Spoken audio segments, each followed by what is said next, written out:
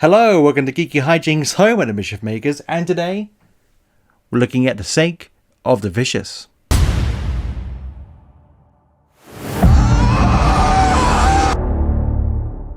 Welcome back everyone to a new year and a new Shudder movie. Well, I'm hoping this year is going to be different because last year I got some good films out of Shudder, many bad, but a few good ones like Vicious Fun, Psycho Gorman, ending the year with the Advent calendar, which I enjoyed quite a lot. So me and PG are going to watch every single Shudder film this year, review them, and let you know which ones to avoid and which ones to watch. Isn't that right, PG? Not really. That's my dude. Anyway, is this going to be the Shudder film that I rave on about, that I recommend you all go and see this year? The one little hidden gem in that Shudder mess of badness? No, it's not. But before going into why, let's find out what it's all about. So For the Sake of the Vicious is directed by Rhys Everson and Gabriel Kara and starring these people. I'm just going to pause here for a second and let you soak it all in.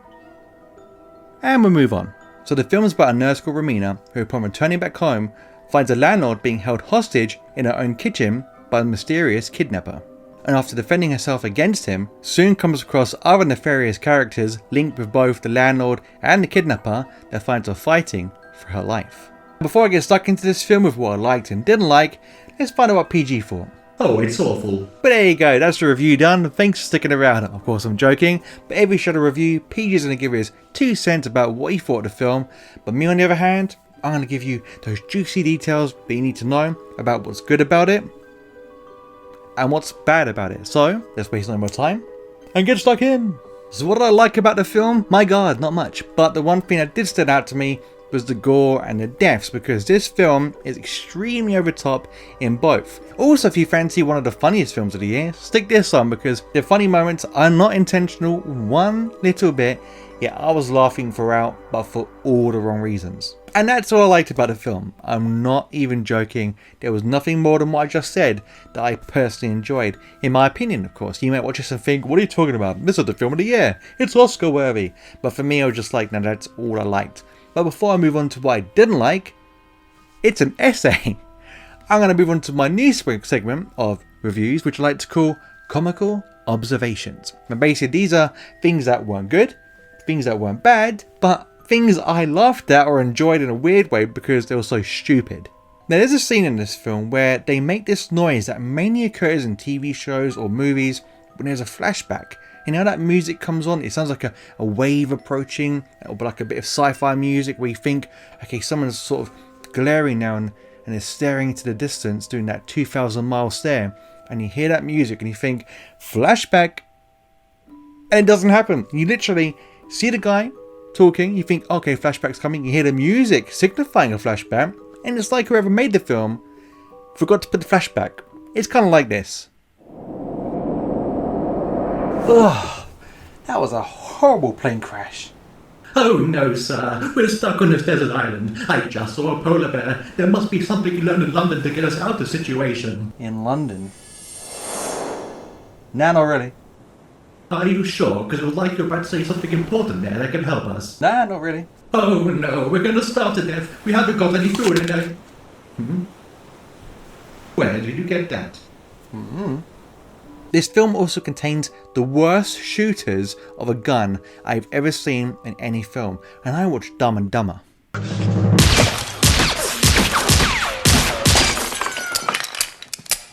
Harry!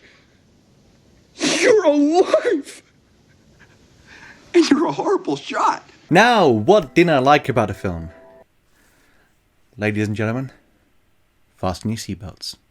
First off, the poster lied to me. The poster for this film, you look at it, you think, oh, this is going to be a really cool home intrusion movie. Look at these characters with masks.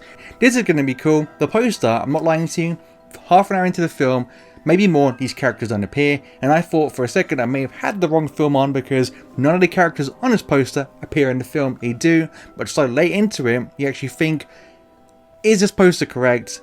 Am I on drugs? Now this one's a bit of a nitpick, but in the actual synopsis for the film, it says, an overworked nurse returns home. When I was thinking to myself, overworked nurse? All I saw at the beginning of the film was nurse stealing sweets meant for children from a hospital and going home. If that's overworked, I want your job. And that leads me to my next point. This film is so boring. Unbelievably boring. That's the worst sin a film could commit. It's boring, especially a horror with these over-the-top kills and over-the-top blood and all this going on. You shouldn't be boring, but you are. I was so bored, in fact, I had to stimulate my brain. And if you think I'm exaggerating, look at this. I drew this picture of a fish. I actually drew this, I'm not even joking, during the film to keep my mind stimulated because I was so bored. I actually saw quotes for this film, quotes from like the New York Times, I think, saying how much of an amazing film this was. The characters in this film are unbelievably dumb. I can't stress it to you. The main character, Romina, the nurse, is so stupid. Let me just put it to you this way.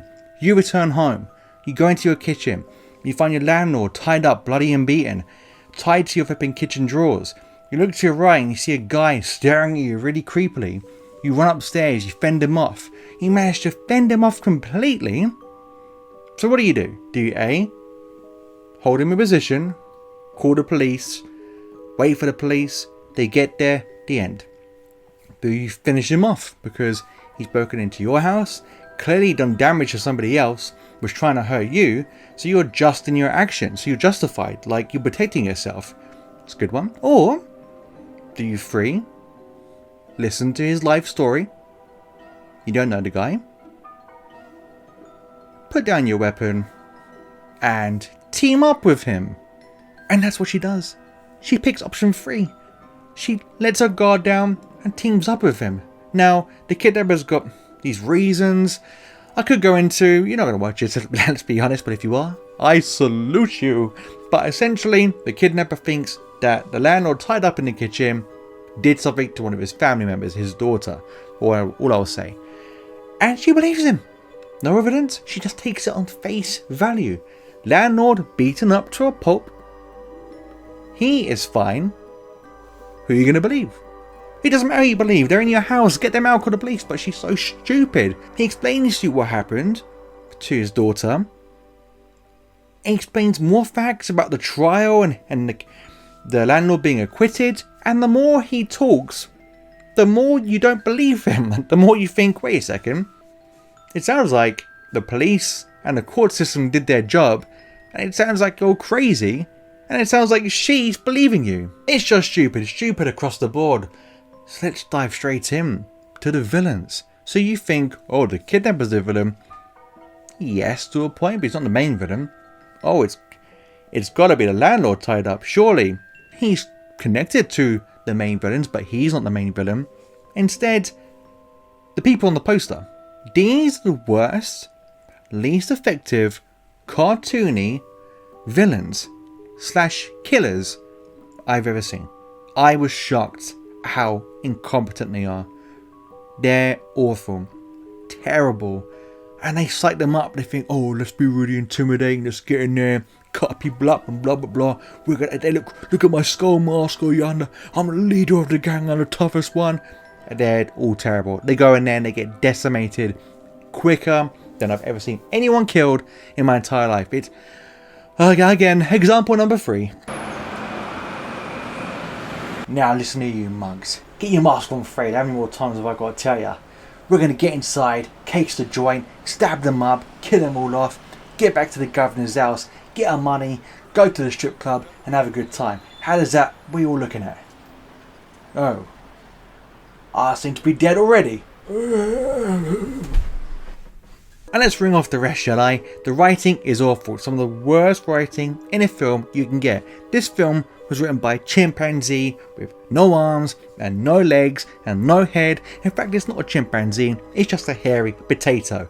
A hairy potato wrote this movie. That's how stupid this film is and how badly written it is.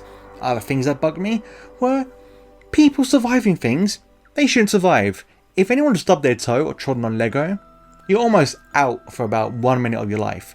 People here getting their knees bashed in with hammers, shoulders of hammers. Now, anyone that's budged into a wall or knocked their head on something accidentally, that hurts. These people are like, oh my knee, oh my knee, oh my shoulder.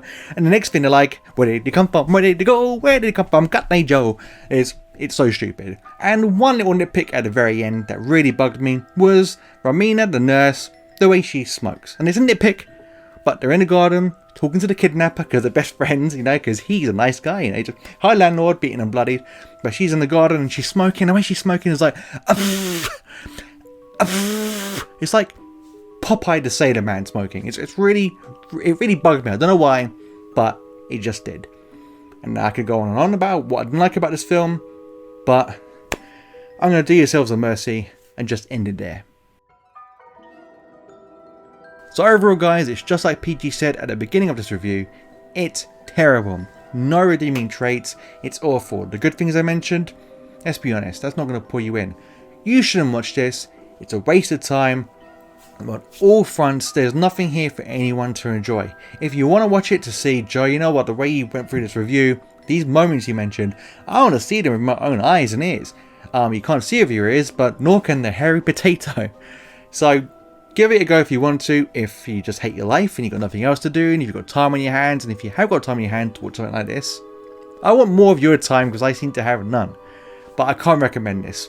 It's one of the worst films I've seen this year. Well, that's not really hard, but...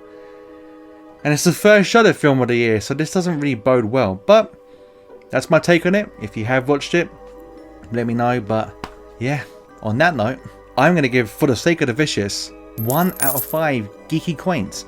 It also gets a one-time spin and a mobile moan. So guys, that was my review of For the Sake of the Vicious. Did you like it? Did you hate it? Was it a snooze fest? Or the greatest film you've ever seen? It better not be. Because if it is, we're having a talk. We're having a talk later. Come into the comments to let me know, because I genuinely am interested. And if you'd like this video, drop me those likes, because it always does help. But until next time, stay out of trouble.